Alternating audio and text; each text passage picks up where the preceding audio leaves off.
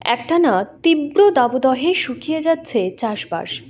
কাঠ ফাটা রোদে ফেটে চৌচির হয়ে যাচ্ছে মাঠঘাট।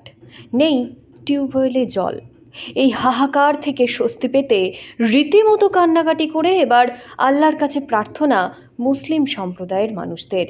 এই দিন নদিয়ার থানারপাড়া থানার পণ্ডিতপুর মাদ্রাসায় প্রায় কয়েকশো মুসলিম সম্প্রদায়ের মানুষ বৃষ্টির জন্য তাদের ঈশ্বরের কাছে প্রার্থনা শুরু করেন। প্রার্থনার মধ্যে দিয়ে ভেসে আসে কান্নার সুর। তাদের একটাই প্রার্থনা, এই তীব্র দাবদাহ থেকে কবে তারা স্বস্তি পাবেন। হে আল্লাহ, বৃষ্টি দাও, জীবন বাঁচাও। এইভাবে আর কয়েকদিন বা চলতে থাকলে তো শুরু হবে হাহাকার।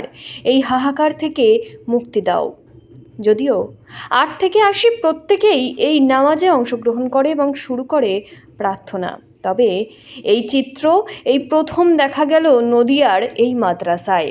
যদিও এখানে বেশ কয়েকদিন এই তাপপ্রবাহ চলবে বলে জানিয়েছে আলিপুর আবহাওয়া দপ্তর। তবে কি ঈশ্বরের কাছে প্রার্থনার জোরে হতে পারে মিরাক্কেল? কথায় বলে, বিশ্বাসে মিলায় বস্তু, তর্কে বহুদূর। প্রত্যেক সম্প্রদায়ের মানুষ নিজের নিজের বিশ্বাসের জোরে তাদের আরাধ্য দেবতাদের আরাধনা করে থাকেন। কথায় বলে যে আল্লাহ সেই ঈশ্বর, অর্থাৎ কয়েকশো মানুষের এই প্রার্থনা আদৌ কি বাস্তবায়িত হবে, নাকি প্রাকৃতিক এই খামখেয়ালি বহাল থাকবে? এখন শুধু তার সময়ের অপেক্ষায়। আমাদের উপরে বর্ষণ করো আল্লাহ, আমরা আল্লাহ, তুমি ক্ষমা করো আল্লাহ, তোমার রহমতের বৃষ্টি নাযিল করো আল্লাহ। পুকুরে জল নেই, টিউবওয়েলে জল নেই, নদী শুকিয়ে গেছে, জল নেই। সেচের জলের অভাবে চাষিরা হাহাকার করছে, ত্রাহি ত্রাহি অবস্থা। তীব্র গরম, মানুষ অসহায় হয়ে গেছে। দীর্ঘদিন ধরে বৃষ্টি নেই। বিগত 3 বছর ধরে আমাদের এই এলাকাটায় জল নেই, ফলে বিভিন্ন আবাদ হচ্ছে না।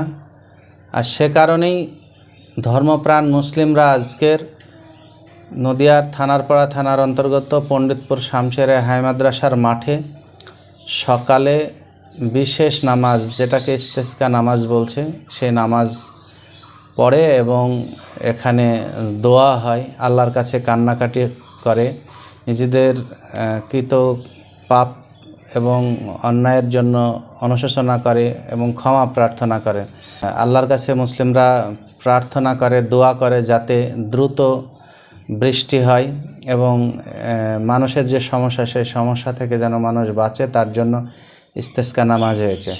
আজকের ইস্তেসকা নামাজ হয়েছে, আগামীকালও ইস্তেসকা নামাজ হবে এবং আগামী পরশু 3 দিন ধরে ইস্তেসকা নামাজ চলবে এবং আল্লাহর কাছে প্রার্থনা হবে নিজেদের অপরাধের জন্য। বিভিন্ন যেসব পাপ কাজ চলছে, সে পাপ কাজের জন্য নিজেরা অনুশোচনা করবে এবং মুসলিমরা ক্ষমা চাইবে আল্লাহর কাছে এবং বৃষ্টির জন্য কান্নাকাটি করবে।